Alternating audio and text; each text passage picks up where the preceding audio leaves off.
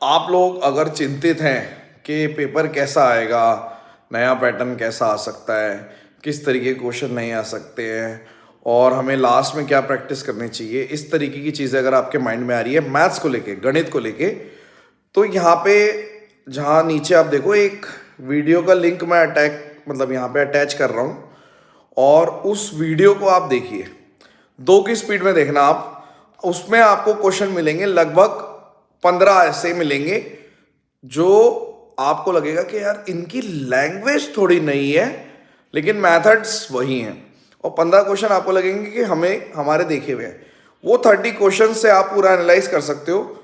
वो सेट मैंने अपने पेड बैच में से डाला है और एक ही डाला है और एक ही डालूंगा। वो इसलिए डाला है ताकि जो बच्चे पेड बैच नहीं भी ले पा रहे वो बच्चे एटलीस्ट देखे कि क्या चीज़ें हैं जो उन्हें करनी चाहिए, तो वो अपनी मेहनत से भी कर सकते हो आप, कोई बात नहीं, कोई इशू नहीं है। लेकिन हाँ, जो बच्चे ले पा रहे हैं उनको ऐसे 30 सेट दूंगा मैं, तो आप देख लीजिए। आपको अगर लग रहा है रिस्क वगैरह तो आप ले सकते हैं, अदरवाइज कोई बात नहीं, कोई ऐसी बात नहीं है।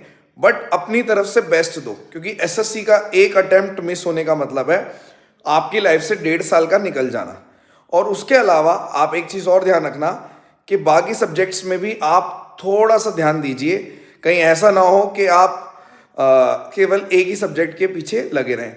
लेकिन वो गलती मत करना जो पिछले साल करी थी आपने, कि केवल पूरा ध्यान जीएस पे लगाए रखो और बाद में चेक करो कि जीएस में तो सबके ही नंबर कम आए हैं। और क्योंकि जीएस स्कोरिंग है भी नहीं, अगर प्रीवियस ईयर बेस्ड आया तो लगभग सबके बढ़िया नंबर आएंगे, लेकिन अगर प्रीवियस ईयर बेस्ड नहीं आया तो सबके ही नंबर कम आएंगे। तो अपना समय सब्जेक्ट को दीजिए, उस सब्जेक्ट को दीजिए जो स्कोरिंग है। और ऐसा ना हो कि आप उस चीज़ के पीछे भाग रहे हैं जिसके पीछे भागने से आपका स्कोर और गिर जाए। तो जो आपकी पावर है उसको मत भूल जाना, क्योंकि अगर आप स्कोरिंग सब्जेक्ट को पहले कर लेते हो तो आपको पता होता है कि इतने मार्क्स तो मेरे आएंगे ही आएंगे, और उसके बाद जो आपका आता है वो प्लस में रहता है।